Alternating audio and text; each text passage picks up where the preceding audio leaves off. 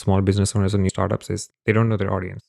They were like, I have this crazy brand idea. I wanted the logo to look like this and like plants and aliens. I'm like, who's your audience? Yeah. My audience is, they were like, oh, between like 25 to 55. I'm like, that's a pretty wide gap. Can you narrow it down? And they're like, okay, it's let's say about 40 to 55. I'm like, do you think they would like an alien logo? But you're selling bookmarks. How does that associate to that? Right. There's no association. They're like, oh, I just love aliens. Right. So it has nothing to do with That's nothing to do with it. thinking. Like, just finding your, like, actually, like, think through it. Like, do not think as a business itself. Think of the user.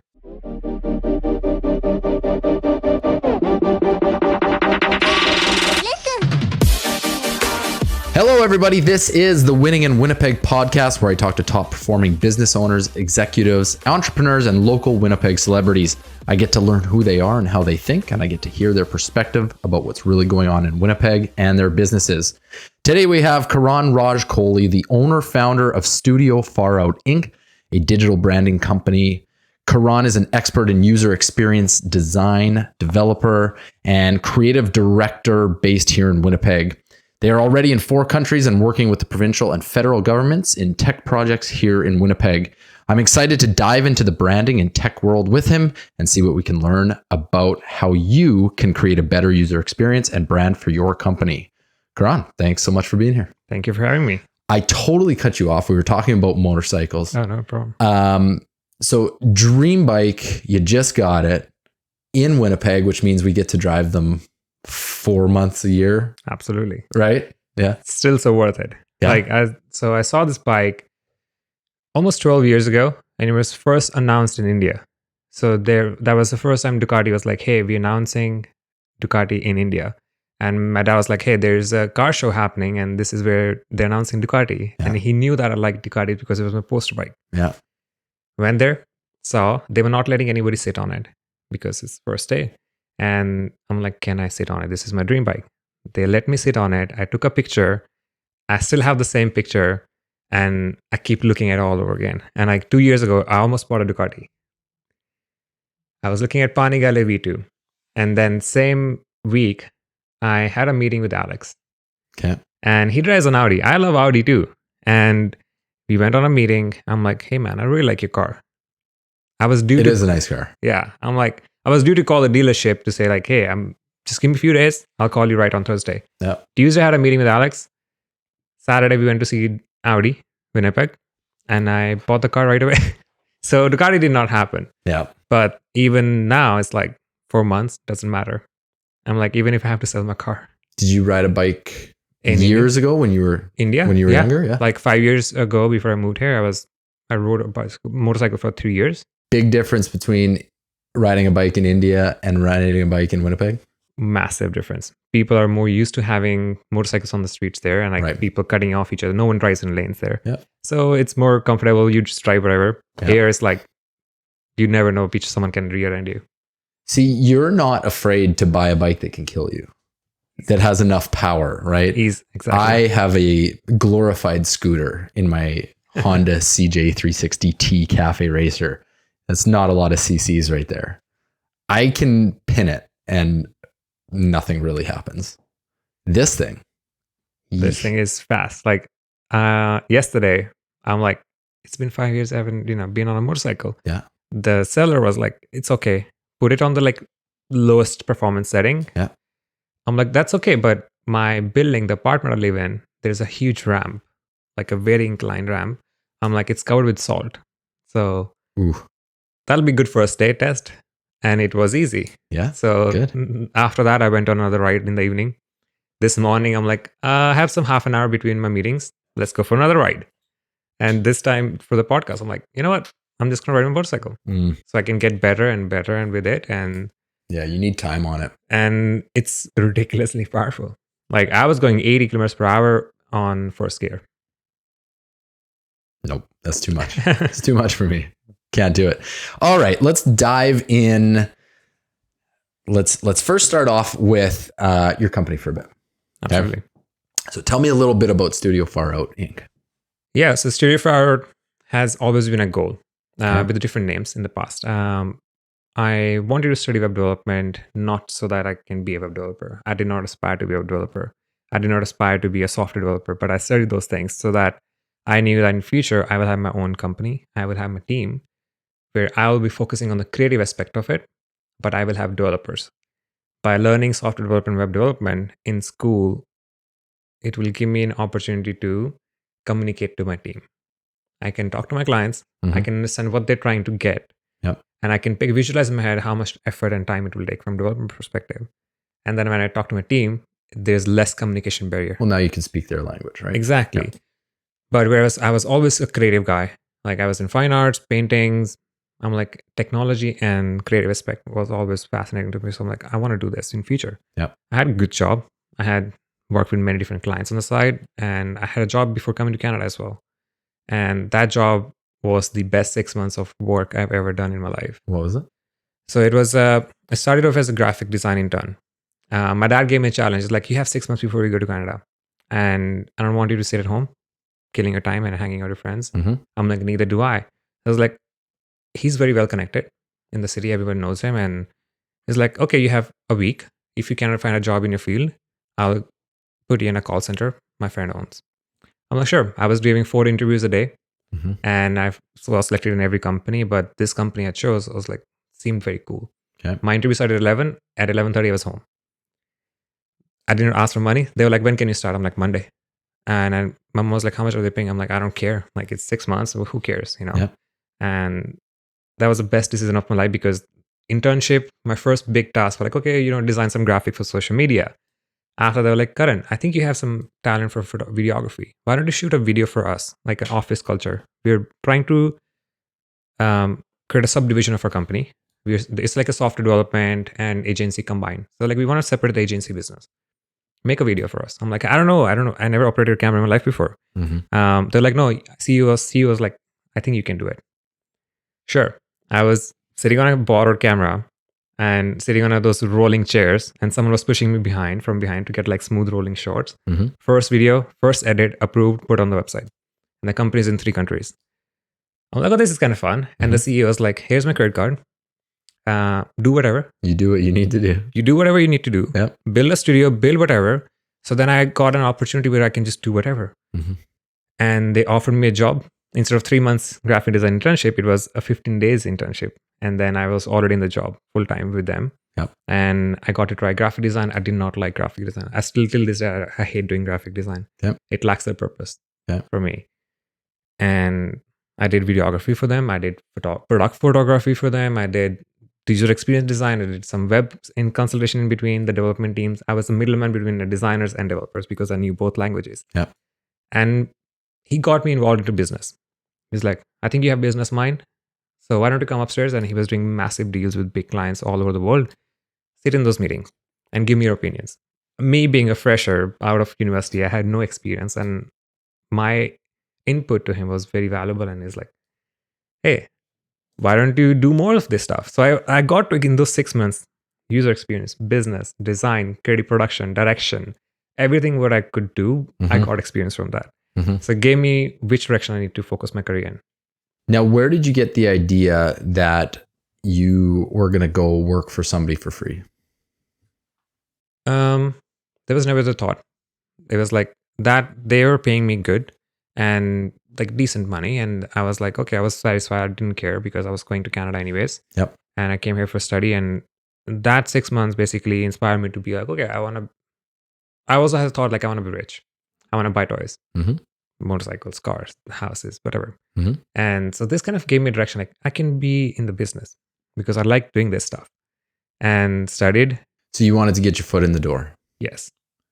Now I've got a feeling we're going to go down a little path of either personal development or the psychology behind employees versus owners. There's so many ways to go. Absolutely. But talking about, doing an unpaid internship, to me, it makes so much sense because the older I get and the more I do and the more I learn, I realize that it's really that experience and these skills and the character sets that we learn throughout everything. That's really what we carry with us, right? Absolutely. And so it's very interesting. So being an owner now, Mhm.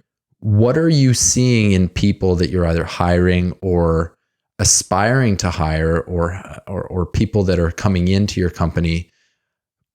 Do you find a lot of entitlement? I do find a lot of people, majority of the people, like, oh, they have that entitlement issues. Because not a lot of people will come in and say, I'm going to work for free. Yeah. They don't expect, like, when I was starting there, I didn't expect money, but they started offering me money right away because my mom was like, hey, I think that's a good question to ask my employer. They're like, hey, we're going to offer this much money. Sure, it will cover my basic expenses back in India, which were not much. Mm-hmm. And now when people come to me, they're always like, first is money, Mm-hmm. which is okay, not bad. You have expenses to pay. Yep. But when you want to learn something, when you want to grow something, you should always have the passion for it, to like focus on the passion aspect of it. Like, Yep. what do you want to achieve with this thing? Is your goal to just make money? You can make money from doing normal, regular jobs. Why do you want to focus on a design or development career? Mm-hmm. Right? So there must be a reason why you want to do this. So dig deeper into that reason instead of coming to me as like, I'm this, I'm the best. Like, I've seen so many resumes. Yep. 3-page resumes, but the interviews last like 3 minutes. Yeah. They cannot answer a single question. Right. And so there are very rare times when I see somebody who's like, I want to just work for you. I want to learn from you. I'm like, don't give me that power. I'm nobody, first of all. Like, I'm nobody. Simple. And you want to learn it? That's it. That's the simple thing. Like, You're not nobody to them. I'm not nobody to Right. them, but like, I just do not see myself like someone, someone to look up to, like, because it's like, I want to be simple. I'm nobody. I'm them. I understand. But just like few years extra experience. That's right. Yep. I understand. But like, that's the number one thing I look for anybody is like, they want to learn, they want to grow, and if they come to me as like they know everything, that's instant rejection. Out the door. Yeah, Because I get it. I've been in this industry for a few years. I know 1% of this industry. Like, how can somebody who just graduated say like, I know 95% of this industry? It's always changing. I told my 9-year-old son the other day, the older I get and the more I learn, the more I realize how little I know. Exactly. It's crazy, and how much more I have to go. Believe it or not, I worked for a side company for 2 years. Wow. And never asked. It was all, I never allowed them to pay me because it was an equity play. It was a long-term thing. Whether that was right or wrong, I don't know. Right. But I learned a lot, and I got my foot in the door, and really you learn different things that you would never learn if you came in asking for a salary or something like that, right? Yeah. Just coming up like, I know everything about this topic. No, nobody knows. Even I don't know. So how can you say like have some humility? Yeah. I think that's very important. Absolutely. You said that you didn't aspire to be a developer. You didn't aspire to be a designer. What did you aspire to be? I was always more into creative side. Okay. I didn't want to be specifically graphic designer because for me, it's like, okay, it's like, it looks cool. Any graphic is a poster, it looks cool. Mm-hmm. What's technical in it? My brain, I did a lot of assessments growing up. My dad helped me, my parents helped me, like, hey, let's go to this assessment. Let's go to this assessment to help me understand my own brain. And lots of tests.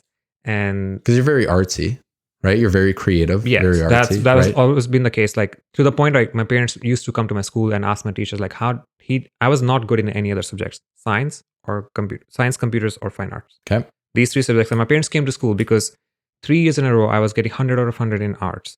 And they came to school. They're like, how the hell is this guy getting 100? Mm-hmm. Like, instead of, like, they were very happy, but they were confused. Like, there must be some mistake in some sort of fine arts. So my teacher's like, here's his artwork from the last 3 years. Tell me, where can I cut marks? So I was like, okay, they knew that I participated in over 45 competitions in fine arts and design, and then slowly transition. I'm like, okay, I kind of like the technical aspect of it. Okay. When they did assessment of my aptitude test, they were like, this guy can be in the mathematics, but I hate maths. But what maths I liked was logic building. So logic building translates to computers, programming, and I love that stuff.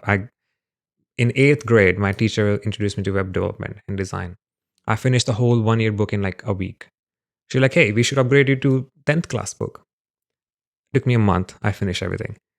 So I'm like, I like fine arts. I like computers. So this is really interesting because it sounds like it's almost like a strategic play as far as like figuring out exactly Fine tuning. what natural skill sets you have and how do we partner that up, which I don't often find, right? Like it's not something I never had anyone Right. analyze me like that when I was younger. Yeah, I was like always super analytic about like, so I was always analyzing myself. Was it your parents that pushed that or the school? Myself. Okay. No, like school, I could care less about. I think it was. I don't like schools. Okay. They're teaching stuff that I'm like, okay, how am I going to use this in my life? Right. Tell me, like, okay, you're teaching me some equation in maths. Like, give me some practical explanation. You're teaching me some photon, like something scientific as well. Give me some reasoning behind, like, this can apply to a light. This is how lights are produced. This is you apply to this. I like that stuff, and they were not able to teach that. You're very practical, pragmatic. So I was like, right? I want something too practical, but creative stuff. Functional. Creative allowed me to like just cut off all the noise, everything around me. I sit there for 3 hours just making something, and that was the same thing with programming, where I'm 100% zoned in, 100% focused. I'm working on something for 2 hours, whereas everything else, I felt like there's something happening.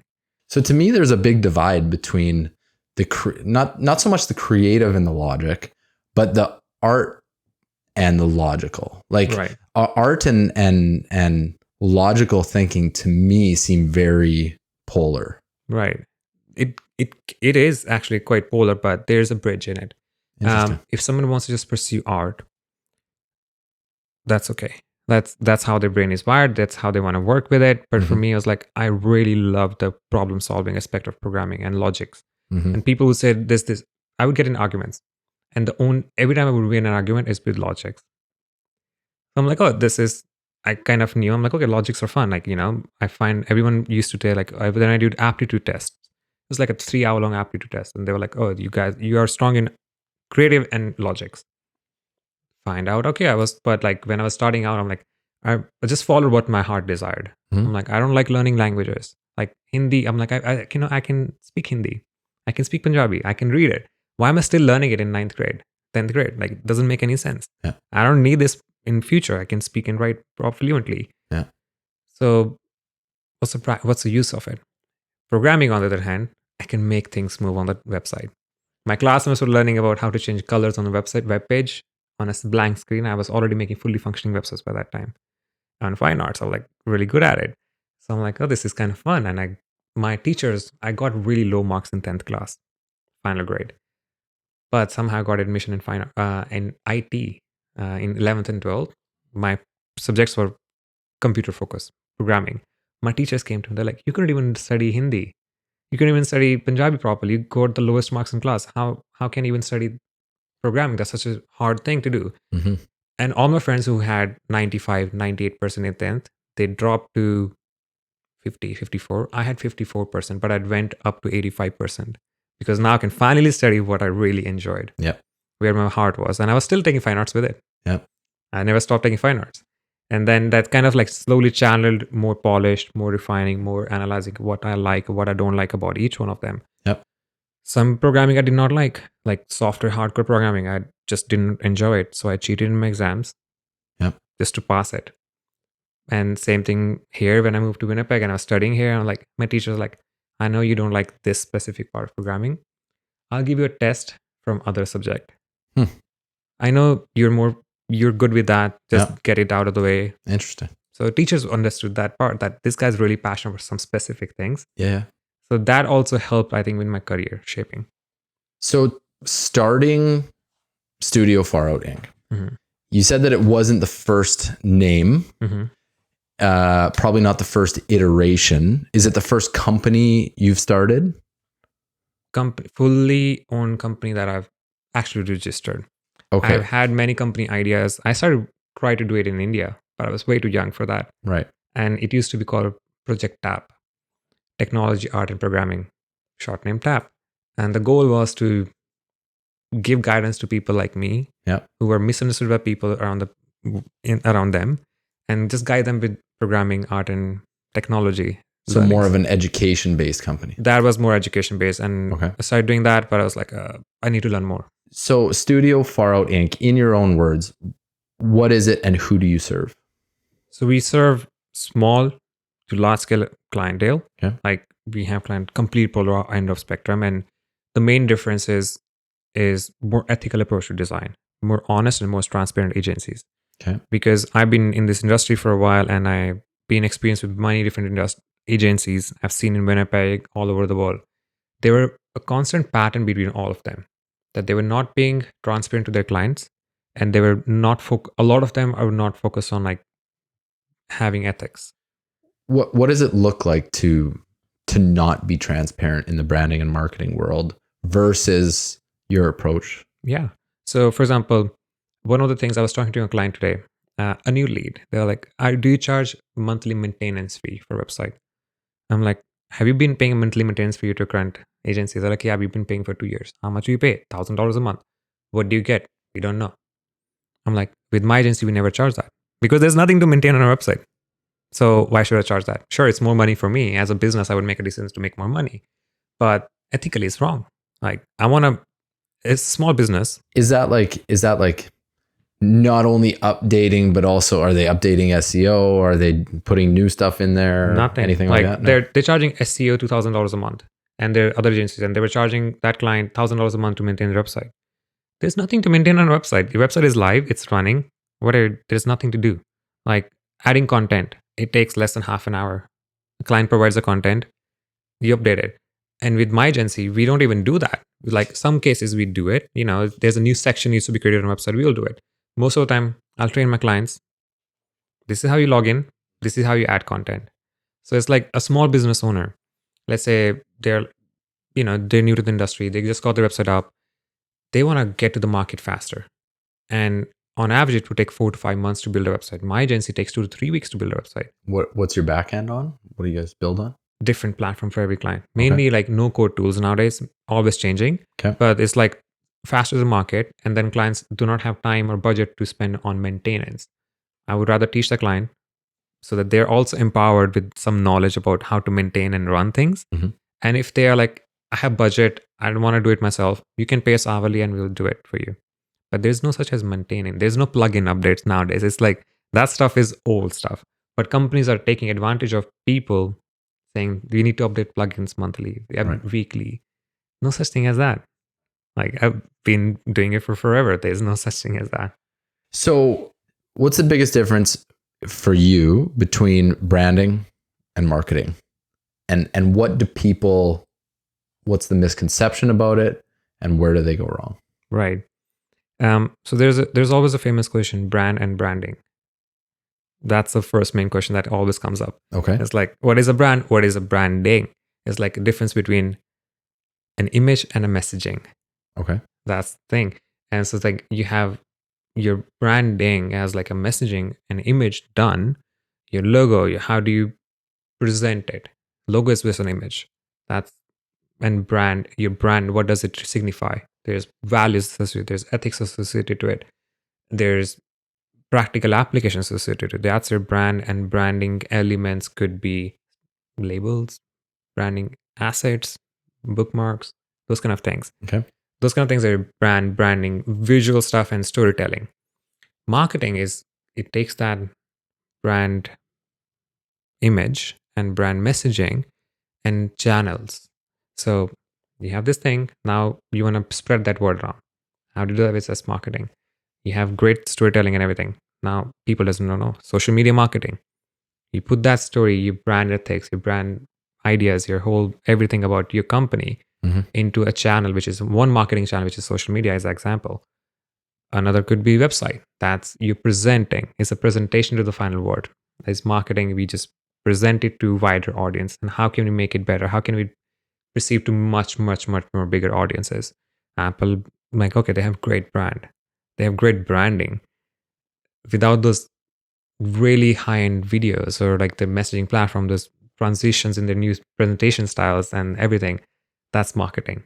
If they just do it, for example, like I hate Xiaomi brand. This is Asian Chinese brand for phone manufacturers. Like they make phone like every week, new phones. And it's like they're so saturated with everything. Nobody knows which phone they produce out anymore. And their presentation is not very good. So like what Apple launches once a year, phones, September event, the whole one knows. That's the marketing strategy. When to launch, product placement, audiences, segmentation, the videography, the presentation at the end, how can you perceive the user experience in the hand, customer experience, all those things ties into the marketing strategy side of things. So, as far as educating, smaller business owners or people that are thinking about starting a business, what are the baseline things that people can do or learn to get started into it? I think one of the most important thing that I personally see with small business owners and new startups is they don't know their audience. Okay. That's super, super important. They were like, I have this crazy brand idea. I wanted the logo to look like this and like plants and aliens. I'm like, who's your audience? Yep. My audience is, they were like, oh, between like 25 to 55. I'm like, that's a pretty wide gap. Can you narrow it down? And they're like, okay, let's say about 40 to 55. I'm like, do you think they would like an alien logo? But you're selling bookmarks. How does that associate to that? Right. There's no association. They're like, oh, I just love aliens. Right. So that has nothing to do with That's nothing to do with it. Like, just Yep. finding your, like, actually, like, think through it. Like, do not think as a business itself. Think Yep. of the user. So your client avatar is a really big. Yeah. Like, think of as a user. Like, do not think I want to present this. I want to look like this. I want to be perceived as this. Yep. Nobody knows you. It's a new business. That's right. Nobody knows the name. What do you want to be perceived as? It doesn't depend on you. It depends on the market and the user group. Not many companies, people, new startups do research on their target audiences or demographics. That's super important. Mhm. Like, do not think I want to present like this. What does market actually want? You can present the best damn thing in the world, but if market does not want it, if Winnipeg does not want it, as let's say example, Yeah. it will fail. Well, the saying the market is the market, right? Exactly. It'll dictate whether it's a good idea or a good product or a good Absolutely. service. And that's something some research people need to do, and which I think now I see too often that they don't do research. Right. Yeah. So, Studio Farout Inc. Was there a aha moment that came with it? When was the decision to create it? How long did it take you to take action on that decision? How did it come about? So after I finished my education here, I got my main job as a user experience designer at Hippo. That company learned a lot. I was the only designer there. The company got acquired, things went different. Everyone started leaving. And I was headhunted a lot during that time by other companies, but I was very picky because I was doing freelancing on the side Okay. with a bunch of clients. There was a company in Winnipeg, really big financial company. They offered me really good, like almost double my package from Hippo. They said, but you will work not 95. You will work from 7 a.m. to 10 p.m. Some days we will message you at 7 a.m. Hey, we want something designed. And some days we message We you. want to own you. Exactly. I'm like, hey, sorry, no matter how much money you can offer me, I will never sign up to that because my dream is to have my own company. Okay. And which was the freelancing thing I was doing on the side. So I started saving about 2 years before I started the company. Mhm. I wanted to save enough money to last me 6 months to 10 months. As an average, I took it that if I don't get paid any month from my clients, any no revenue, at least I can sustain my expensive lifestyle. I didn't want to like live on hot dogs and sandwiches. I eat good. I wanted to continue doing it. So I saved it according to that amount. And when I got into Bold, I did not feel the connection in that company. No matter, the company is fantastic. The product is good. Team is good. But I just did not feel like I belonged there. Okay. And that was the moment I'm like, okay, you know what? This is causing too much stress with my freelancing stuff. My freelancing is my priority. But I'm giving most of the time at Bold. And it's still not feeling right to me. And I can only give 4 hours to my freelance work. Mhm. It's time. It's time to quit it. And I went on a trip, Calgary road trip, Banff, everything. I did whatever 7-10 days. I was like completely disappeared from all work. Okay. And that was my time to kind of rethink everything. Yep. So decided to think about names. 316 Design was the first name because there's a history of the number 316 since I was born. Okay. Because the house I was born, house number was 116. And 116 itself is not a good brandable name. Because how do you say 116? People will write random names, random things. Yep. What are 111? 3 ones. 6 Right. at the end. So I'm like, yeah, this is a kind of cool name. And the house name was not only the house name, but that's got license plate.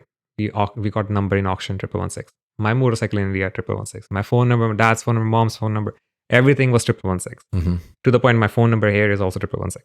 There you go. So I was like, oh, I want to name that because it kind of ties into me, the house I was born in. But it was not available. And I was up all night. I was like, I need to do something. I was just browsing YouTube. I was doing my research, random branding. That's what I find myself most creative at nighttime. Mm-hmm. And randomly, I'm like, I went out in the balcony at like 4:30 a.m.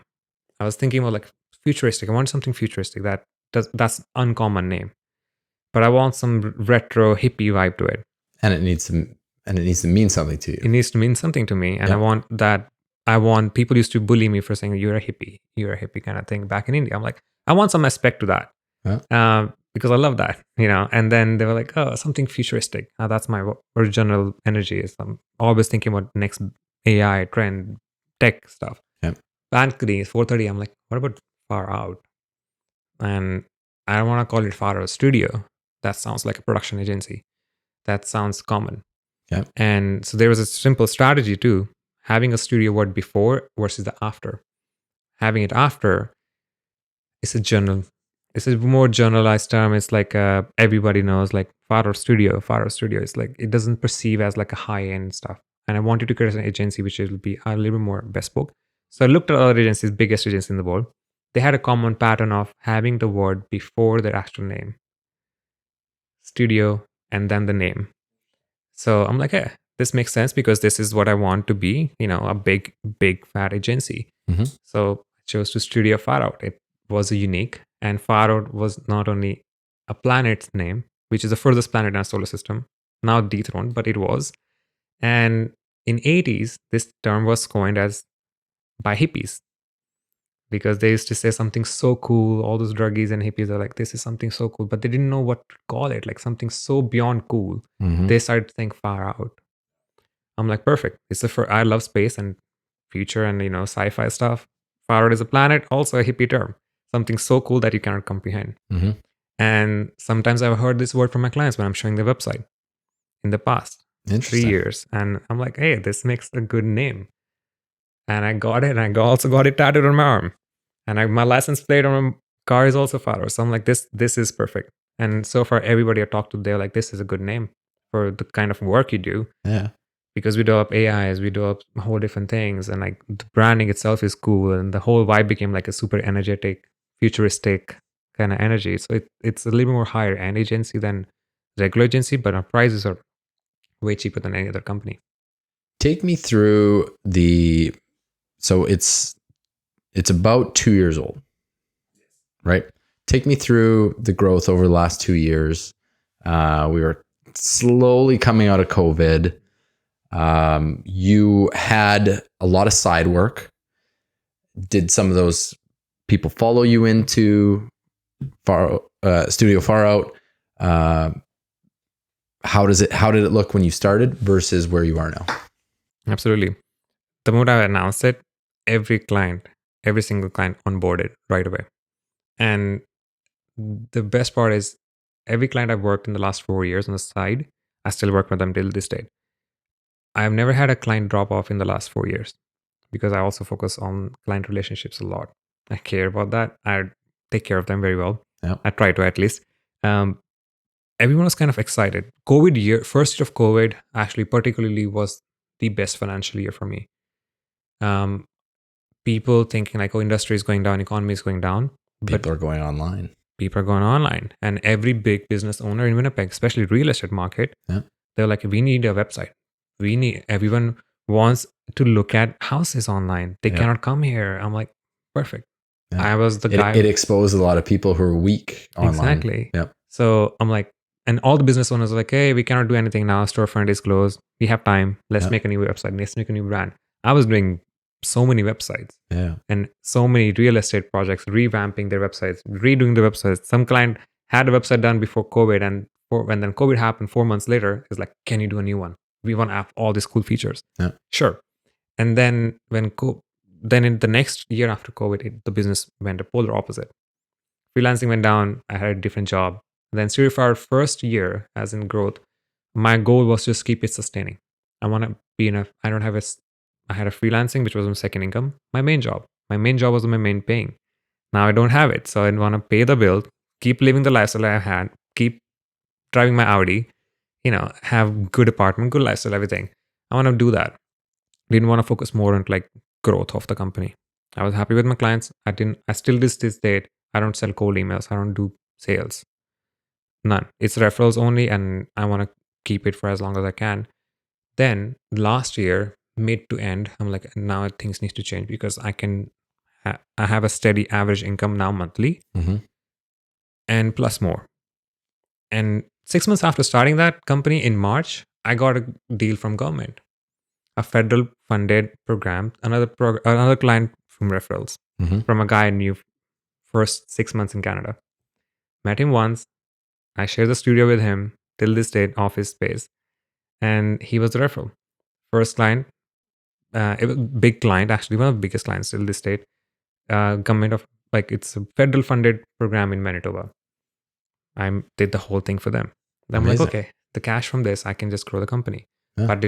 But I focus more on like spending it on like brand elements, client giftings.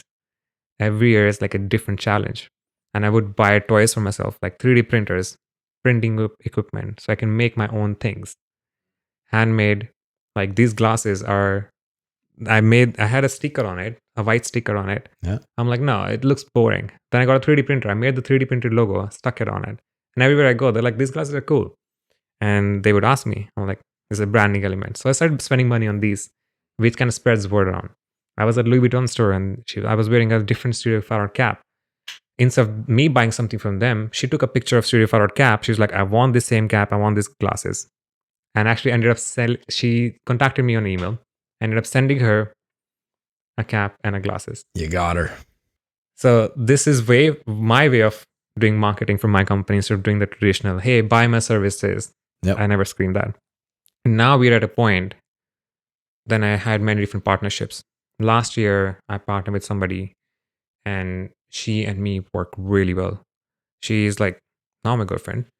We started a business partnership where her company is a very big social media agency in Winnipeg. Yep. My company provides different services. Why don't we merge them together? Why don't your clients get benefit from my services? My clients get benefit of your services. So we grow, both grow. And I have partnership in India, partnership in Saudi Arabia, partnership in US. That grew my company team to like 60 people. I'm the one orchestrating everything. There's no other agency that can offer not only branding, but software development to AI development, machine learning to social media I can offer every service client wants. Someone have an idea, they don't even know how to register a company. I have people for that. You come to me, we strategize your business, we make a business plan. I help with that because I love doing that stuff. Get your company registered, get lawyers involved. I have some friend lawyers. They help you with the registration process. I have accountant friends. They help with that for that client. Branding, I take care of it. Marketing, people, social media, my girlfriend's company. Everything. You have a software development team in India. Everything is taken care of. All you come to me with is an idea and that's it. So it's like, now we're at a stage where like so many projects are coming in. Yep. There's almost a wait list right now. That's great. So it's like, I'm like, okay, I can only handle so many projects. So what currently is your biggest, I don't want to say roadblock. What's the hardest thing right now for you? Personally, I feel the challenge with emails. I hate doing emails. What do you mean? There's so many emails that come in different directions. I like to also get my hands dirty in the work. Okay. When companies grow, people, the founders are like always focusing on like the growth, sales, those kind of thing, which is the way to grow the company. Yeah. But I also like to keep my hands dirty in the work itself. So everything is done by the team except websites or logos. I want to do those things. But when I'm doing those things, I want to just focus on it for a few hours, get things done, move things, But if I get an email, hey, we have an issue in our website that we did 3 years ago. I have to change, get my headspace, different context, fix that thing, respond to that client. Or then I would get an email, hey, we have a new lead. Okay, now I'm working on something. I was fixing someone on the website. Now I get another email with new lead. I need to book a meeting and onboarding process and those things. That gets a little out of hand with different kinds of there's 15 different contexts of emails. I categorize them as. Yeah. That's my biggest challenge. I hate doing that stuff. I just recently hired somebody to do that. Like a week and a half to ago. monitor your email? To monitor my emails. I had a client relationship specialist because sometimes I would respond to client email 2 days late, which never used to be the case. Are they outsourced? Are they a VA? It's kind of like a VA, Yeah. Okay. but more integrated to like she's handling a lot more services than a regular VA. Okay. Regular VA is like bullet point task, repeatable tasks. But those things can be done with an AI. So I didn't hire a VA for that reason. So I'm like, I want to actually monitor everything, understand everything what's in it, and Mhm. add it to my task list. I don't even want to open those things. I don't want to even take a look at those emails because they just distract me. Yeah. I added everything from my task list. I'll take care of it.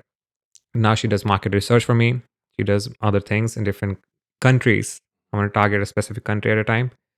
Find me exact things in this country, and she will take care of reaching out to them, emailing, how to craft an email. She takes care of everything for me. Perfect. I don't have to do that stuff, so I can keep my hands dirty and never clean. I'm not very tech savvy. However, I do know that there's a thing that you can turn off notifications on. Just so you know, I'll share that with you. Absolutely. You can turn off notifications. You don't have to look at every email. Absolutely. But it gets into a point where like clients receive my email response 2 days late, 3 days late. Yeah, that'll affect it a lot. That affects things a lot. So I don't want that to happen. So I'm like, I wish I could just fix that thing. You know what? One comment I got from a client was, and it's always stuck with me, is he said, you know what? I've built my financial practice by always responding to the client very quickly. And he said, what I've noticed is you get back to me within 5 minutes, whether you know the answer, whether you don't know the answer, whatever I ask you, you get back to me really quickly. And that means a lot.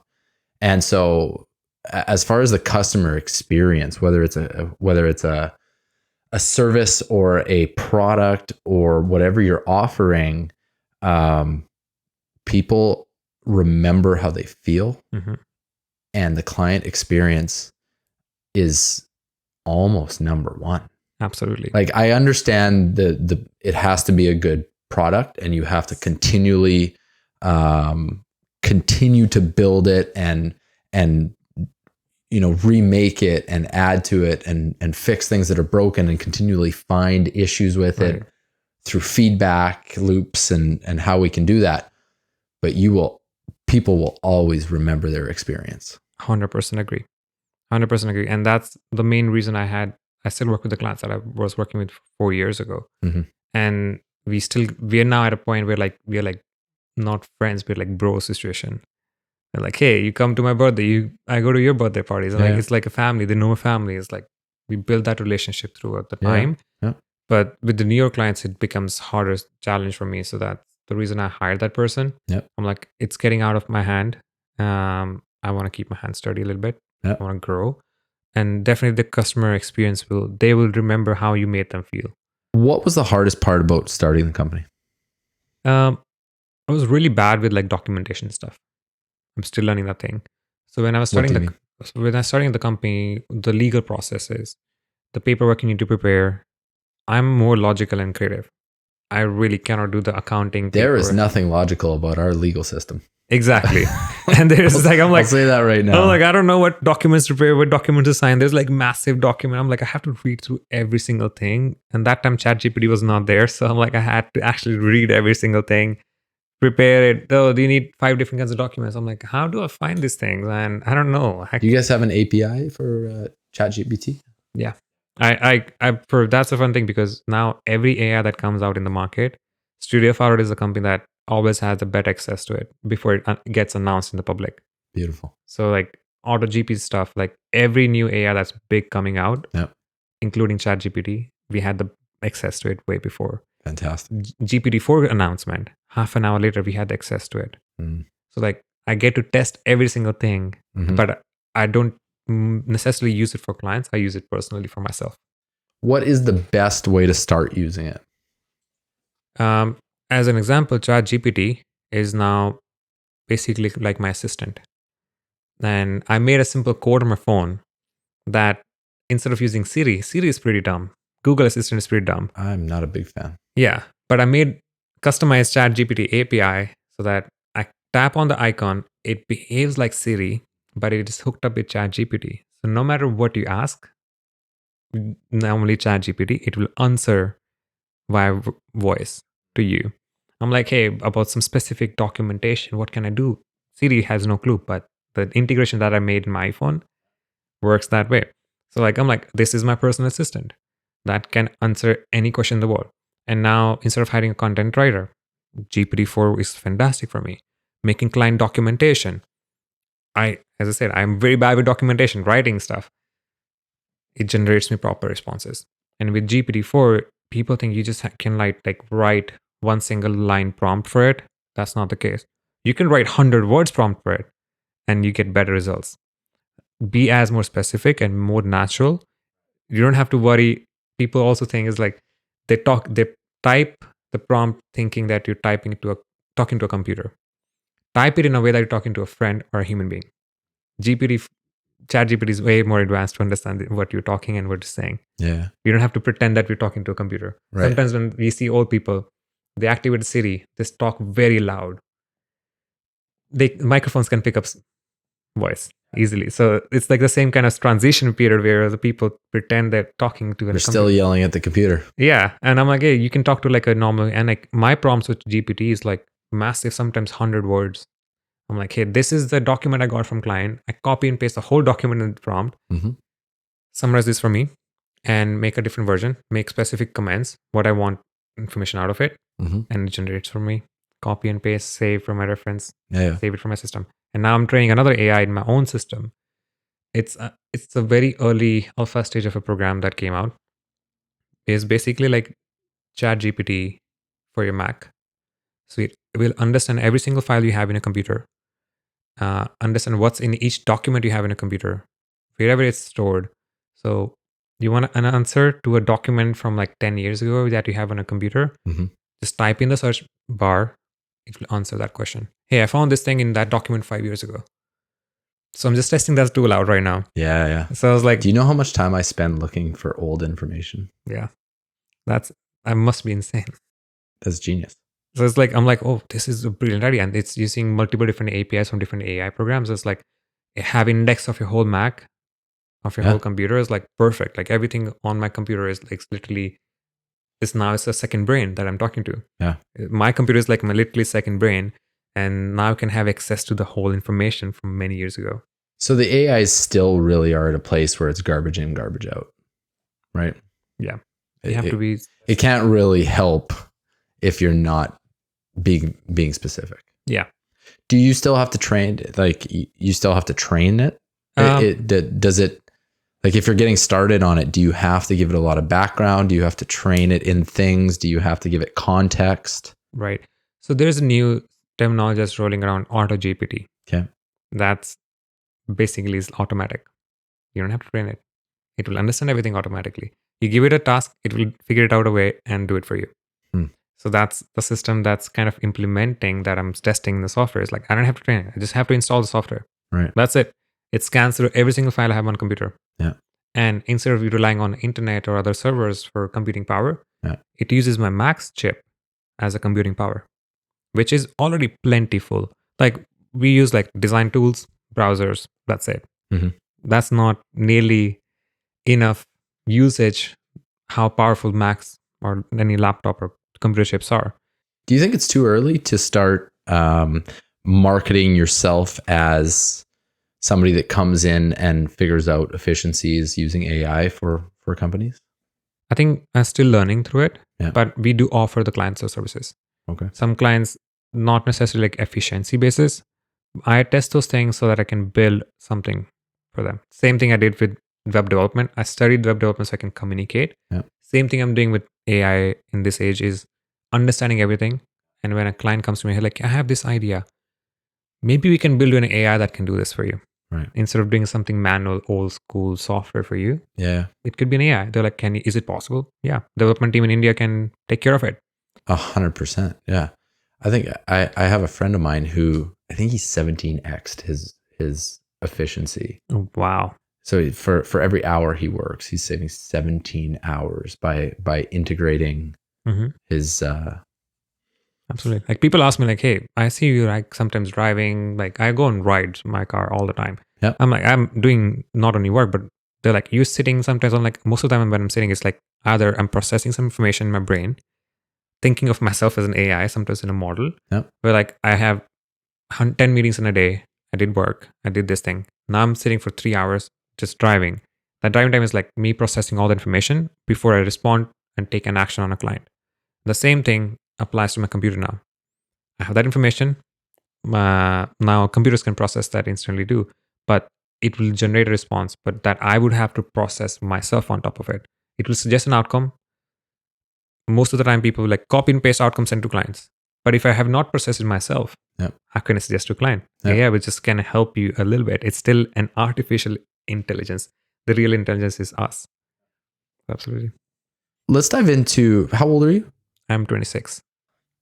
Take me through kind of your personal growth, how you look at personal growth. Is that something that you're focused on and into? How do you where does that fit into your life? I think that's always been number one for me, because some people, from personal growth perspective, some people get the awareness at different ages in their life. Absolutely. Some people get that click, like I need to work on myself at 25 years of age. Some people get way early. I had that feeling when I was 7 years old. Really? So when I was 7 years old, I told my parents, I don't want to live here. I don't want to live with you guys. I want to move abroad. And they're like, why? And then I'm like, I don't know. I told them I want to go to London. I had no family members in London. I had no relatives in London. I'm like, I just want to go there. Yeah. Because in my head, it clicked that time that to be able to do something, do more in life, I want to be in a space where there's no boundaries. Mm-hmm.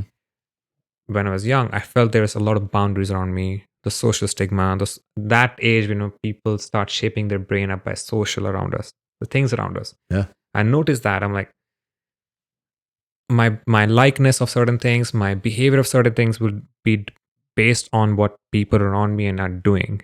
And this is not what I want to. Like, people here like certain type of things. I do not want to do that in my life. Mm-hmm. And I felt like I'm getting slowly trapped into a jail box. Yep. So I'm like, I want to do something. I want to move out. And I've tried my best to move out, to go abroad, for some parents when I was 8th grade. They're like, you're too young. 10th grade, did my IELTS exam, which is an exam you have to do to go to country if you're from India. English test. Did that. They're like, no, you're still too young. 12th grade, after that, got admission in Auckland University of Technology in New Zealand. Circumstances changes because it's very expensive. And okay, no worries. I'm like, you know what? After the bachelor's, I cannot stand anymore, Dad. Like, my parents are told me, I'm like, after my bachelor's degree, I'm out, no matter what. I have to leave home. I cannot stay here because India, the culture is different, where people live with their parents for their whole life. And so that comes with a lot of, responsibilities, but also like the way of living is dependent on them. You have to live the way they live. That's right. You cannot do anything. It's their house. It's their house. And like their social circle, depending how well known they are. Like, my parents are extremely well known. They're not wealthy, we're a middle class family, but they're super well connected. Okay. So I'm like, that kind of things, I still remember the things. And weirdly enough, when I was 3 years old, when I had my first accident, I fell on a marble floor and I had a car in my hand. So that time I was like, oh, I like cars. And I still remember like who took me to the hospital. I had a head injury. So like, since I was 3 years old till this date, I can recall every memory I have in this years. So I'm like, so it started very young. I'm like, I need to focus on myself. I don't care about anything else. Like, I went through lots of ups and downs in my university days. That was the first year of university, was the worst year for me. Personally, I was like extremely lowest I could be mentally. Then what allowed me was that it's okay to open up to some people. Then that time, that catalyst basically was my mother. And I can open to her without being judged, without being thought, that's wrong, that's right. There's something wrong with you. Right. She would not say that. Yeah. And I was just her doctor. I'm like, we were just visiting, and she was like, Karan, why did you visit my doctor? Maybe she could understand that something's wrong with me. And after that, I got into meditation. I'm like, hey, let's do it. Mm-hmm. And there's a stage in meditation where when you reach that stage, when you think of nothing, we think of blackness, dark room, but dark, it's still a something. It's you're thinking of a color. When you think of white is a color, like presence of light or absence of light. When a nothing is nothing, there's no explanation to it. So it takes different people, different time frame to reach that nothingness in the meditation state. It took me 1 month only. And I reached that. I was doing it 15 minutes every single night. And I don't remember much about that particular month other than me meditation every single night. What kind of meditation? So there's different kinds of meditation. One is like one you do with like counting numbers. Some people focus on the breath. Some people do repetition of words. I would doing repetition of a certain word. Was it a stanza? Was it a verse? Or was it just It's words? like some religious word. Mhm. It could be any word. All it needs to is it's like a catalyst for you to focus your mind. So for me, I was like, I would count that number to exactly 250, that specific word. And by that time, I'm in the stage of reaching different meditation stage in my mind, calm, peace, and everything. Yeah. But I don't remember anything much about that month specifically. But I do remember I was 47 kgs before that month, after my depression, all the things happening in life. That 1 month of transition period of meditation changed everything for me. Then I started lifting weights, started going to gym. Within 6 months, I was 47 kg weight for a second year of university is a pretty low weight. Then I gained weight, changed myself, more competitions, back to myself, figured out what I actually want to do in life. And I finally saw the path at me going to Canada very soon. And we started working on the applications, got everything approved, everything went smooth. Then I finally I'm like, okay, it's like, give me more purpose. And it's like always working on like analyzing things. Like I'd said something to somebody, how it made them feel, what impact did it have, what it impact not only on them but also on me. Like analyze every small micro interactions with people. I've been put down by a lot of people in my life. I was talking to somebody, a friend, and she is like on a recovery phase. She was like, "How do you still have trust in humans after all the stuff that happened to you personally?" I'm like, "Well, humans are humans. Like everybody make mistakes. We cannot hate humans. We are our own same species. How can we hate each Therefore, other?" I hate myself. Yeah. Right. So I'm like, it doesn't make sense. Like people make mistakes. That happens. Like there's nothing better than forgiving somebody. So like those kind of things just started building up at a very young age. Like I started observing everything. I started looking at my friends around me. They were doing certain things wrong, talking some wrong way to their parents or behaving certain way to the animals around them. I'm like, I don't want to be like that. I want to be a better human being than that. And of course, I make mistakes too. And I say something to my pet. I'm like, that was not nice of me to say that to my pet. Like those, just like analyzing every single thing around you is like at a hyper aware, being everything around you. Mm-hmm. Somebody walking on the street, I would remember the whole path I drove here. I could remember like every single person I saw walking on the street. Like just being the hyper awareness can lead to really good path on the personal growth aspect of it. Like what do you want to be as a human being, minus the work, minus the money, minus everything. A naked human being, who are you? You know, Right. Yeah. without passion, without drive, without money. How can people describe you? Are people call you nice? People call you asshole. Yeah. Depends. I've been meditating for 6 years. Wow. And I think that I have barely scratched the surface. And I wouldn't say that I've reached to a point where I could describe it the way that you described it. Right. I've tried multiple different kinds of meditation, whether it's passage meditation, breath meditation, listening to things, and there's been moments of clarity. There's been moments of, overwhelming feelings, stuff like that.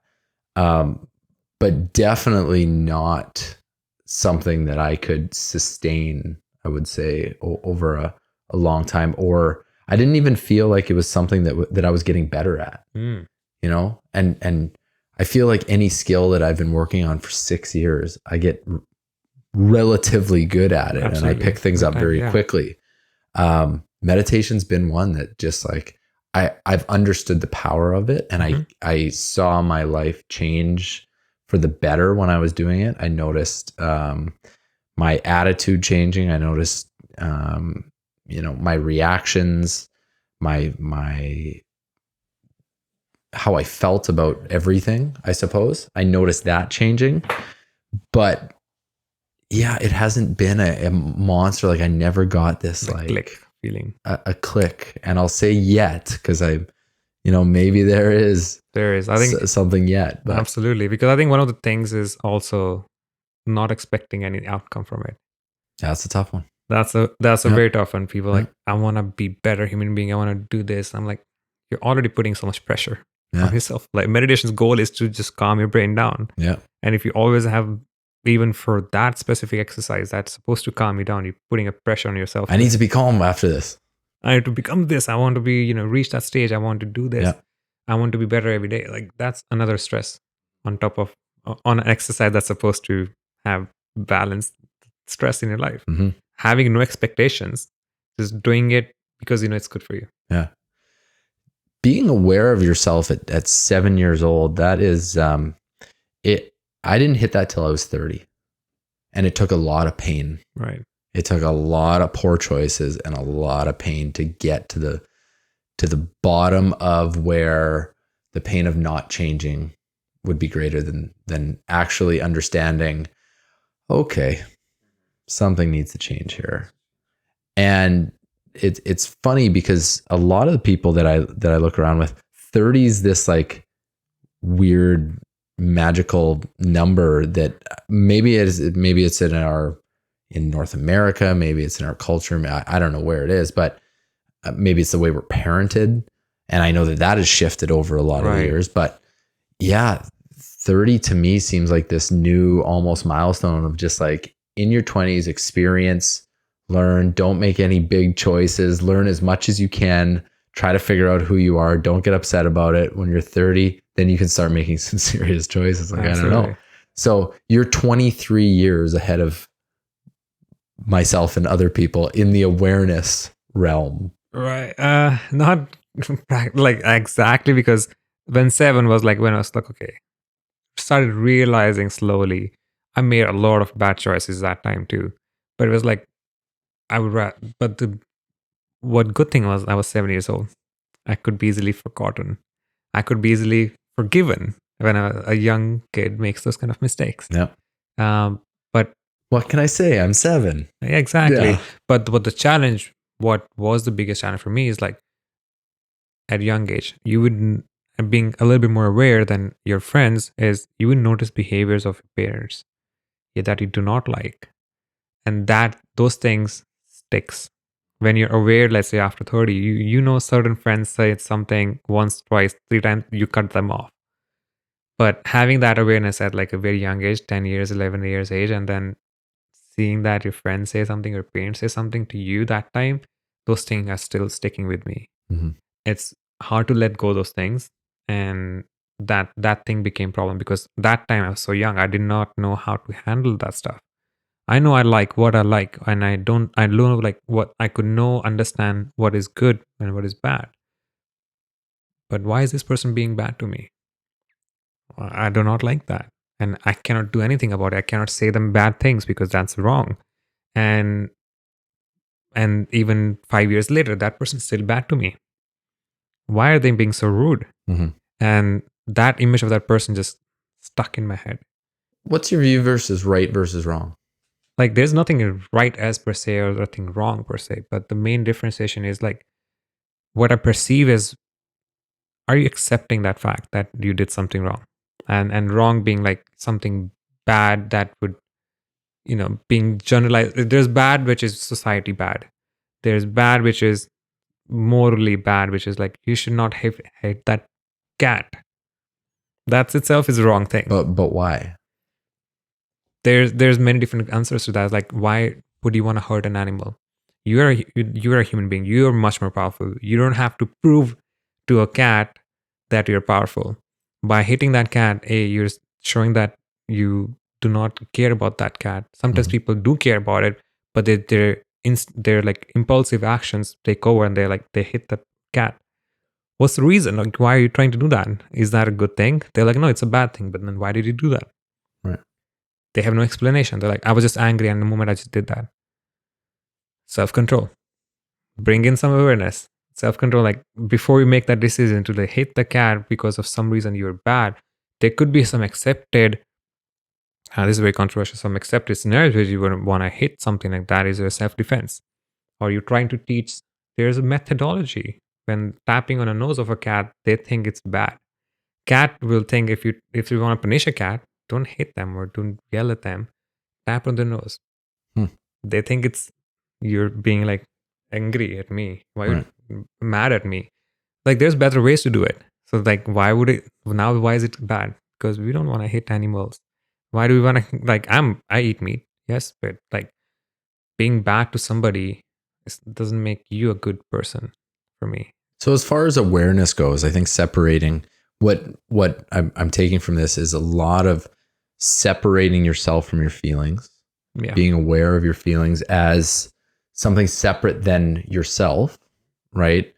Analyzing the feeling and then taking appropriate action after that to whether or not you want to act on that feeling. Absolutely. So one of the things that I learned that absolutely blew my mind, changed my world, was the understanding that it's not the feeling. So a lot of people think that they act because of their feelings, right?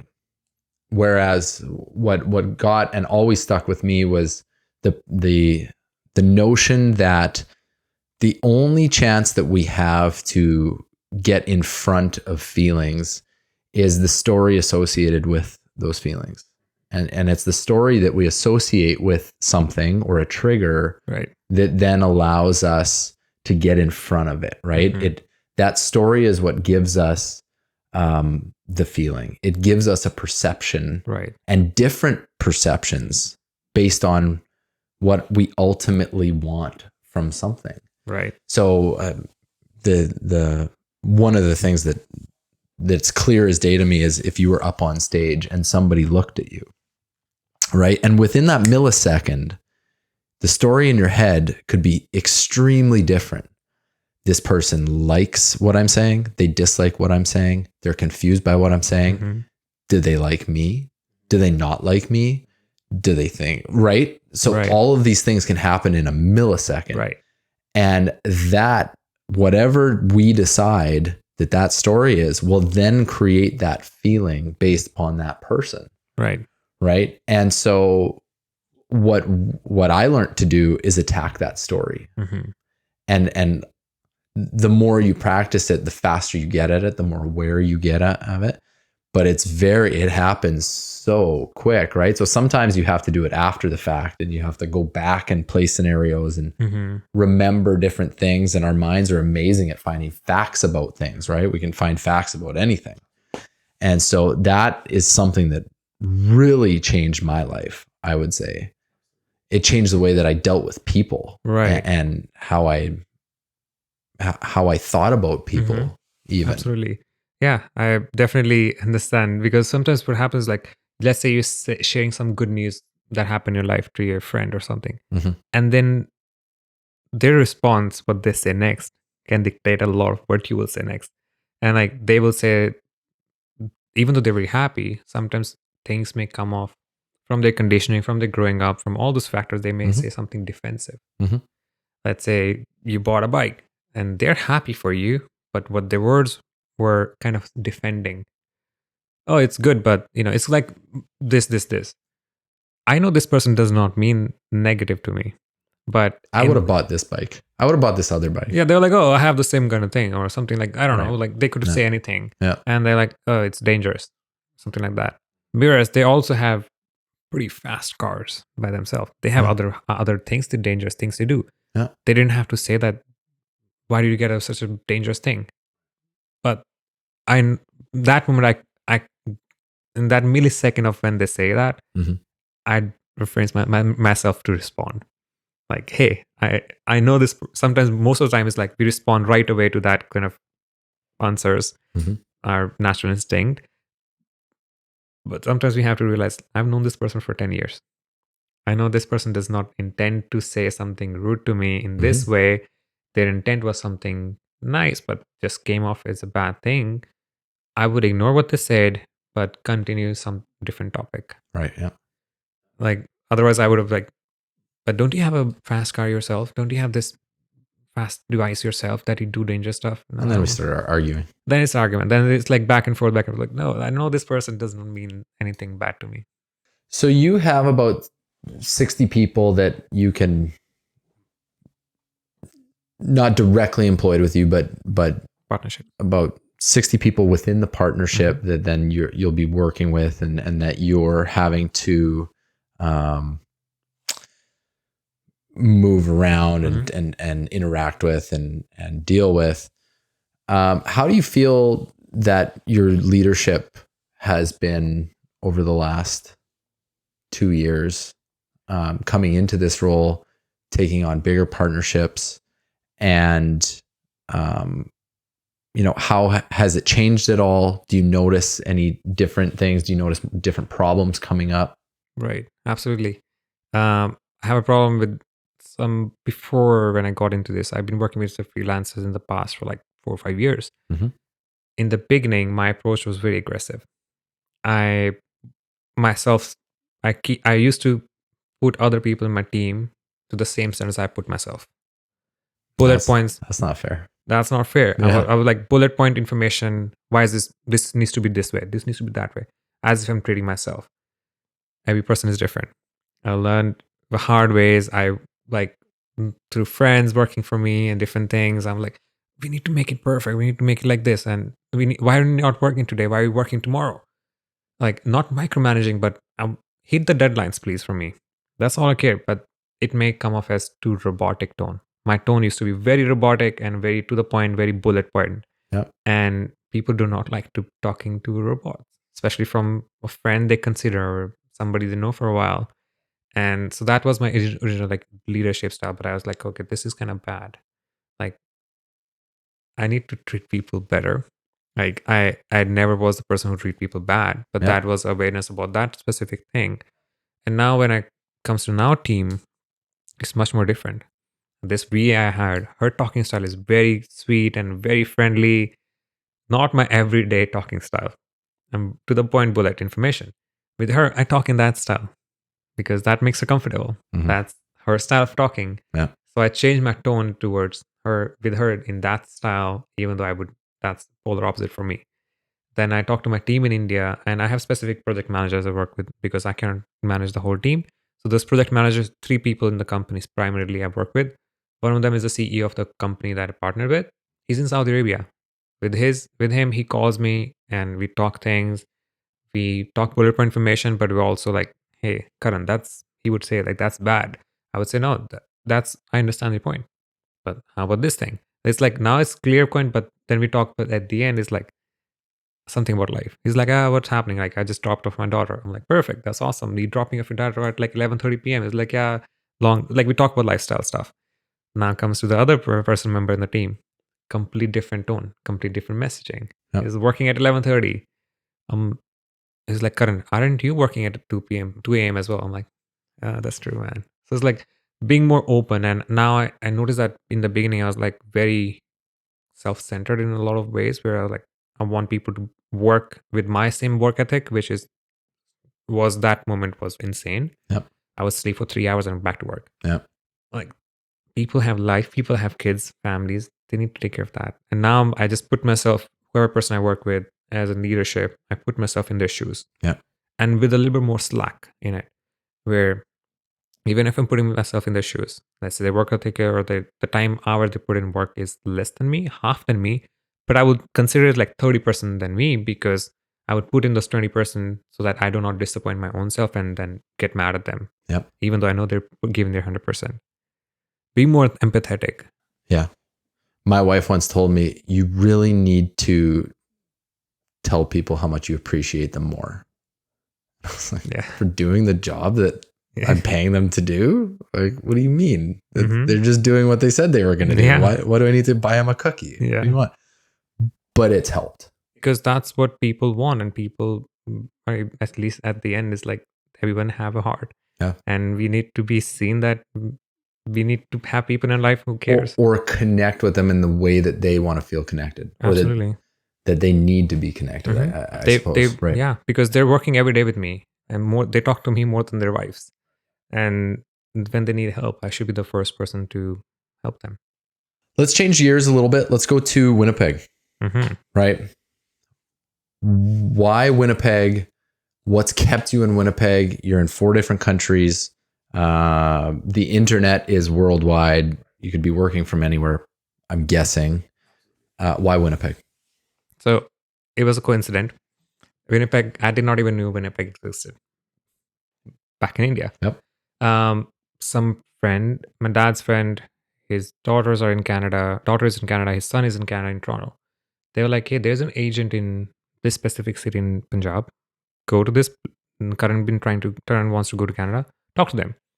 So apparently, this place is started in Winnipeg. Their manager, the head of department, was in that office in India.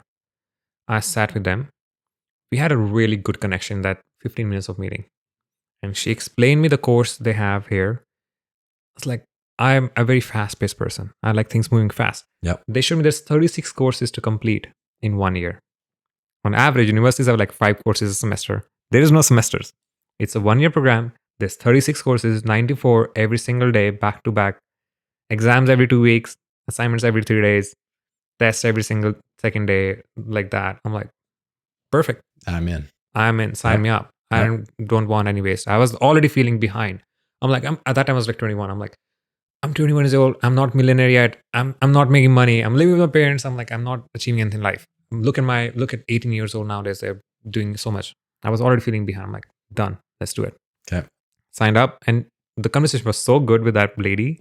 She gave me a letter of recommendation, and so that made my process easier. Yep. And like with me, I have a habit of researching every single thing about a specific thing that I'm about to get myself into. So you researched Winnipeg? I researched to the point of 6 months before coming to Winnipeg, I knew exactly where everything is. Where I was supposed to study University of Winnipeg. I studied Winnipeg base, and I knew every single restaurant around it. I did Google Street View around the whole downtown area. I made myself aware to the point if I don't have a phone with me, don't have anything, I could walk around and know exactly where things are. I did the research of Winnipeg history, surface level, understood everything where it is. And that's the same situation for me if I'm buying something. Mm-hmm. Ducati, I watched like 100 videos. I need to understand if I'm doing a client project, I will research hundreds of articles, hundreds of information, like everywhere. That's a simple habit I have. I love information. And then Winnipeg happened. And then I'm like, you know what? I'm going there. No, I knew nobody. Yep. There was a girl who's also coming to the same university. I met at that agent. She's like, my brother lives in the Winnipeg. We'll pick you up at the airport. Bingo. Perfect. And 2 days later, people take time, especially from a new country, culture change, everything. They take time to kind of settle down, find a place. Yep. December 21st night, I landed, and super cool. I was wearing a one shirt and jacket open. I was like, this is kind of really sick. I was so excited. I was not nervous or anything. I was so excited I forgot my jacket in India. And then at the airport, and she had to call me and get me the jacket. Yep. I landed. I was so excited and strategic with it. I'm like, because the time difference is 11 and a half hours. I'm going to get jet lag. So I slept in the living room next to the window. So I synced my brain sleep cycle with sunlight, sunrise and sunset, because the window is open. So it's like Winnipeg happened. Perfect. I'm happy. 2 days later, I already was looking for apartments. In the bus, 2-3 days later or something like that, I think it was Christmas Day. Christmas in India is different than here. It's very active. Everyone's on the street. Nobody was on the street here. And I found an apartment, moved the same day.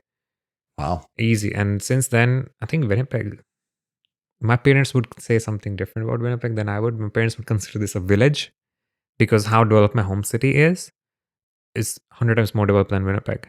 And they consider Winnipeg as well. That's why they don't want to come here for for a long time. Yeah.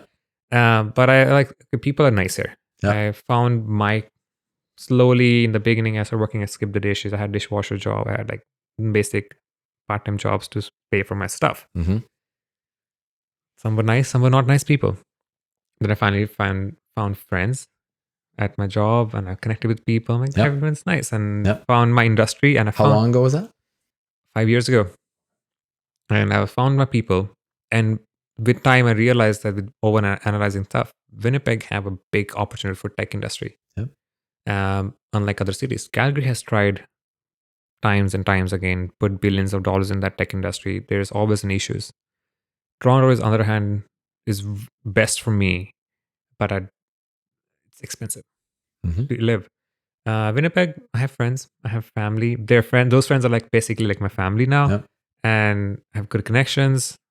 I don't mind Winnipeg. I used to mind Winnipeg about 2 years ago. I told one of my G-Fits owner, Yep. Arturo, I'm like, hey, I want to move. He's like, Karan, let's go for a drive and walk. He took me to a trail. We walked around the forest, cleared my head, gave me a new perspective on life in Winnipeg. I'm Mhm. like, there's nothing open here. I was still comparing Winnipeg to my home city, Mhm. which is very active city, very like things around to do, so much to do, so much. Winnipeg have not. I thought like there's nothing. Yeah. Then I got a car. That changed everything for me. And I'm like, yeah, it's not that bad. There's many places. There's like I can go here. I can go here. I was more mobile. This definitely is a driving city, right? Yes. You have to be mobile. You have to be, because my home city is like designed by Le Corbusier, French architect. Everything is walkable. You don't even need a car. Right. You just walk around everything. Everything is super designed, planned out. Here, without a car, you're handicapped. That's right. So that made me shift my mind so much to the point. I'm like, okay, Yeah. it's not that bad. I might have my friends and people. I'm still considering moving. Yep. But so far, not. I cannot make my mind. I'm like, Calgary is nice because Calgary kind of reminds me of back home. Yep. But I'm detaching myself from my home city to the point of like, I started liking this. Yeah. It's not bad. I'm like, the growth here is potential is more than Calgary or Vancouver for me. Oh yeah. Yeah. So here's a new section of the show. It's called The Winning Shout Out, where we give a shout out to someone or something in Winnipeg, business, whatever, that's absolutely killing it right now or that you absolutely love. So I'll go first. The Chamois Car Wash. I don't know if you've ever been, but it's a full service car wash. You just Really? either you drop your car off, they take it in, they clean everything. Oh, wow. Or what I've realized in this nasty spring melt, re-snow, everything, our cars are constantly disgusting. The Chamois has a program where you pay them a fixed amount per month, $45 or something like that, unlimited exterior car washes. Oh, wow. Coming from a service-based business where the look of my truck matters. Mm-hmm. There we go. That's not even an advertisement. Yeah. That is legitimately just, I'm pumped about it. I'm glad they have it. And I like the Chamois. Absolutely. That's awesome. I would love to check them out for sure. Yeah, it helps, especially if you want to keep your car clean. Mm-hmm. That's a big one. So what about Winnipeg? Is there something or someone that you absolutely love, whether it's a restaurant, a store, a local talent, anything like that? There's a restaurant. There's lots of stories with that restaurant specifically for me. It's in Lockport. Gaffers. Oh yeah. I eat out every day. That's one thing for me is like I love trying food. Every restaurant that opens up, everything in Winnipeg. Okay. Lockport and Gaffers restaurant specifically is my absolute favorite quality food that I found here. Really? For like, first time I went there, I was part of an organization. I was volunteering for them as a videographer. Yeah. And after the meeting, they had a meeting in the ship museum or something like that in Selkirk area. After that, like, let's go have food here. I was the best burger I've ever had in my life. I'm like, this is good. And then it became a story. Every big milestone in my life, I would go to Gaffers to celebrate with food. Yep. Nice little drive. The best burger ever. And my friend's bachelor's party there. Everything happens. I bought a new car, took my family there, my sister and everyone there. Let's go there. So I'm due to go there after buying a bike now. Yeah, that's the one. Absolutely. That'll be a nice drive up. Mm-hmm. It really is. What do you think? So we're closing in on some good time here. I want to ask, what do you think the biggest influences in your life have been? Whether it's been mentors, books, places. Absolutely. Steve Jobs. He died a while ago, but I still consider him my guru. His way of, he was also seen as like a bad leader, but in his intention was not bad. It was just, he was very focused with work. So I kind of relate to that a lot. And his teaching, his philosophies of life, his way of working, his lifestyle was very simple. And Steve Jobs is the one I model and look up to in my life. Till this date, I would watch his document when I'm feeling down, when I'm feeling like I'm falling behind life or something. I would watch a documentary. There's set videos. I have playlist on YouTube. Watch those 4 videos, repeat. I'm back to life. Steve Jobs, that just made me change things. But in Winnipeg, when I was here, also a YouTuber, Casey Neistat. He was everyday vlogger. He was the OG vlogger. I was watching him for years. Mm-hmm. I have one of his videos title tattooed on my arm, which says "Do what you can't." He made this video, kind of resonated so much to me. I'm like, this is exactly what's been happening with my life too. Got that tattoo, reminds me every single day. Someone says, "Oh, you can't do this. You can't build a business. You're too here, new here, this, that." No, Do what you can. Simple as that. I like it. And then another third person was the CEO of that company that I worked in India. He shaped his working with him for 6 months, basically. Shout out to Sarthak. He shaped, he gave me direction in my life, basically, allowing me to do whatever field I wanted to focus in those 6 months. Yep. Was the most crucial before coming to Canada. That basically shapes everything. That's incredible. You know the phrase, you don't know what you don't know. So coming here, I didn't give you anything, so you had no prep, but was there anything that I should have asked you that I didn't? Was there anything that you wanted to talk about that you want people to know about yourself, about your business, about your industry, or simply that you wanted to mention? I think you pretty much cover everything. I think the only thing I would say, like the company that I'm working now, Studio Farout, it's a phase system of my company. Okay. What does that mean? So I started with websites.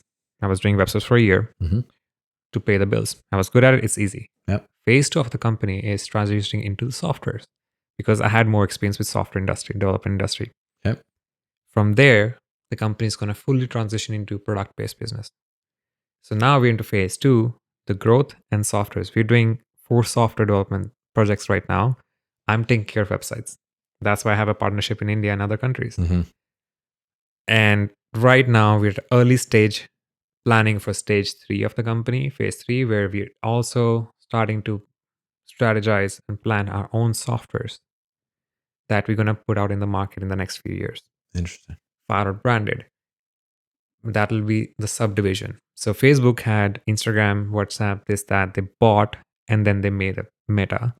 I'm doing the top to bottom approach. Websites, bread and butter, softwares, and then our own products one by one. There's 3 in the pipeline that we're discussing that are supposed to launch next year.